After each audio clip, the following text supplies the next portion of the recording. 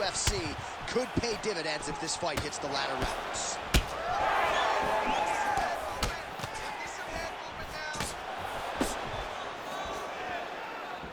And the front kick is there. Nice job by Islam Makhachev. Oh, there's the head kick. It's blocked.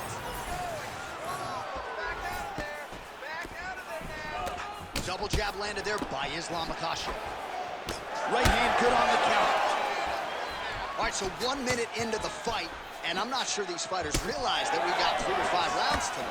No feeling out process at all. Gets up to beat his opponent in a lot of trouble now. That was Cain Velasquez's punch of choice. Every time he lands that overhand right, he hurt people bad. And this guy has his opponent hurt very badly again. Oh, that's big. Under 3 minutes now to go in what has been a very fast-paced opening round here. Well, no denying that he rocked him, but couldn't quite get the finish. He hurt him real bad, but he couldn't find the shot that would put him to sleep. He threw a lot of punches, but he couldn't get the one to land on the button that would end the night. Well, that overhand big weapon for him throughout his career, it's been there all night. Look for him to go back to it here. Makhachev's forehead is bleeding now, cut just opened up. Strong defense here as the hook to the head is blocked.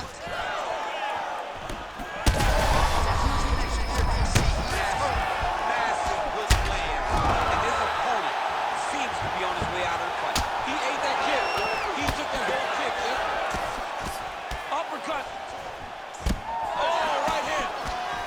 Big left hand. Oh, nice body shot. Another massive body kick lands. Oh, how good is that jab by Islam Makhachev? All right, you see his high-level footwork here, maybe trying to set up that hook shot again, potentially. You could tell Johnny's setting a trap. He's trying to walk his opponent back into his hook side, his big power side. So he'll keep feint, not little punches, with no intent to land, just to get his opponent where he needs him to be to land that kill shot. Pimlet's bleeding from the mouth now, a cut there on his lip. That doesn't look like fun. Oh, man, look what that one body shot did to his opponent. That's the placement. It was placed.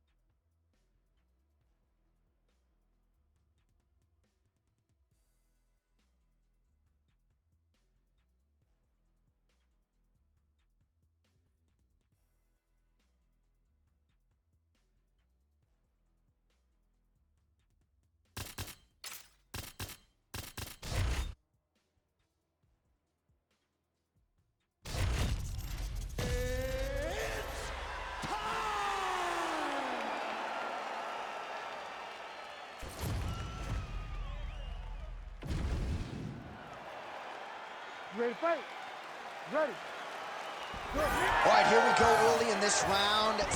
Gan, the former UFC interim heavyweight champion, and most of the heavyweights will tell you he is one of the more difficult big guys to prepare for because he moves like a little guy. And certainly in our fighter meeting with Gan this week, he talked a lot about being light on his feet, staying on the outside of the power punches of his opponent, and a lot of these heavyweights have had a hard time finding that kill shot against Gan.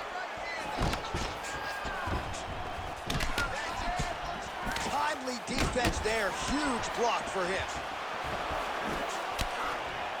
They're certainly getting after it early. Big right hand. Oh! Oh, how good is this?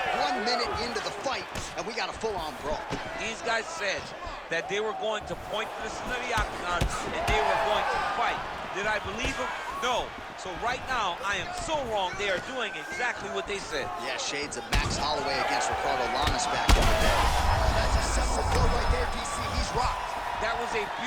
hook. It landed perfectly. And it Oh, he goes with the punch and he lands. Oh, this one could be over soon.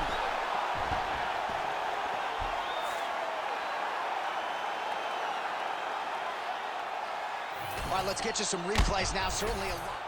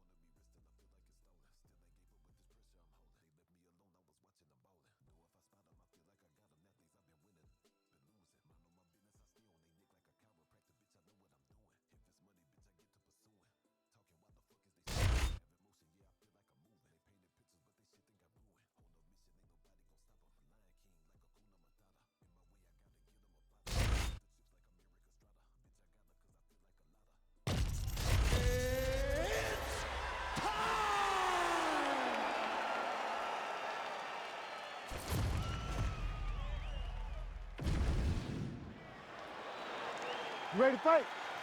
Ready. All right, so here we are back at the O2 in London, England, and we certainly glorify the Canadians and the Brazilian fight fans, and rightfully so. But when we show up in London, it's a sellout within 5 minutes every time. regardless of who's fighting, the English fan shows up. He landed it perfectly. Perfect placement, perfect position. What a huge blow in a big moment in this fight. Big right hand. Oh, no feeling out process, folks. Here we go. Edge of your seat action right out of the chute. These dudes are trading very early in this fight. This is good. Oh, he lands a massive kick here. All right, so the big storyline in this one, his offensive prowess, particularly when it comes to landing those hooks. And I know you like to play Tony Romo. You think he goes back to it here? What? I am almost certain that he's going to go back to that specific punch because it's landed every time he's thrown it. And as the fight has gone on, it is landing with more force, and his opponent is starting to wear down. So I will not be surprised if we see another one to end the fight. All right, so look at that. A cut has been opened around that eye area. He's taking shots over and over again to that area, and now he's dealing with a cut. Well, he's doing a nice job here blocking these shots. The chin is tucked, the hands are high. Pretty good job defensively thus far. Great job defensively. He's seeing everything coming. Back to his patented kicks here, but just well-placed shot there, DC. He is officially run. A big, massive hook that really has put his opponent on skates. Just over 2 minutes to go in round one. All right, well, good news is he rocked him. Bad news is he wasn't able to finish the job, and now his opponent's back in the fight. I mean, you don't get those opportunities very often. You got to take full advantage of them when they're presented to you. Boy, that right eye's looking for the these guys are absolutely getting after it. Huge shots landing on both sides. Oh! Big knee to the body. Oh, he lands a huge knee to the body. That shot blocked by Islam Makhachev. Less than a minute now to go in round one. All right, so that opened up a cut around his eye area. He hasn't moved his head well. He was taking shots too clean, and now a cut has opened up. All right, so the head damage continues to land, and at this point, man, gotta think the ringside physician is even getting antsy to check it out. Oh, yeah, you can tell that they want to check it out. But hats off to his opponent, putting together a great game plan. Over the top, this fight's gonna be over. What a great way of mixing up his attack. Shot a double leg. Slams his opponent to the ground. In a very close round, a takedown like that might be the difference. Here we go. All right, the fighters head back to the stools, and certainly it's a tale of two corners. One man can barely see out of one of his eyes, and if the doctor sees that visual, he might call an end to the action. All right, as they attend to the damaged fighter, we will re-rack some replays for you. A lot of damaging strikes landed by the opposition in that previous round. Well, him just not really paying attention on the defensive side has made his opponent look like an absolute world beater. He's a good fighter, but he has never looked this good, and that is partly because his opponent is not defending. You ready to fight? Ready. Second round underway. Well, this is crazy that this fight is still going on. An appreciative crowd obviously getting behind both fighters. Both guys just brawling like crazy in that previous round. They both came with an idea that they were collecting $50,000 extra. And right now, I am certain that they're both going to receive that check. Oh, well, perhaps he has a point to prove. Perhaps there's a hip injury. But this man's UFC career has been defined by the takedown he has attempted. Oh, my God, he's hurt. He's hurt. Oh, big ground strikes continue to land. In the half guard.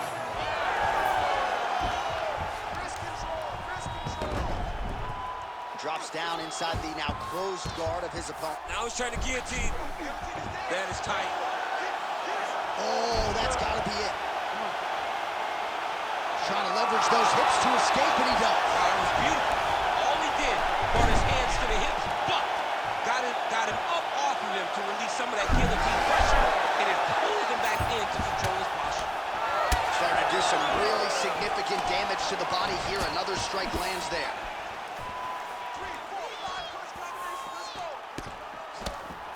He did a great job of blocking that punch. Hands high, hands high.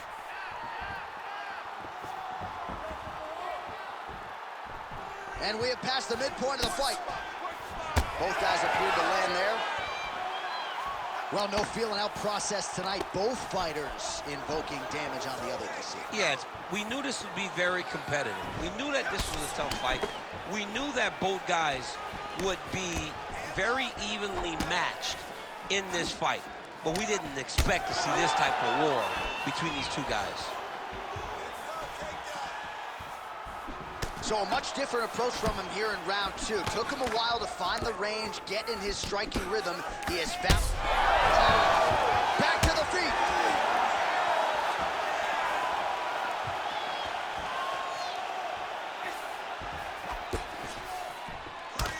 Makhachev's lower jaw now starting to show signs of swelling.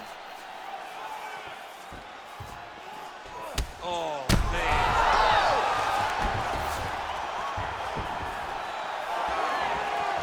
1 minute to go, round two. All right, referee's going to step in here. That eye is essentially shut, and if the doctor is brought in and he's walking up those stairs right now, this very well could be the end of the fight. It just happened very fast.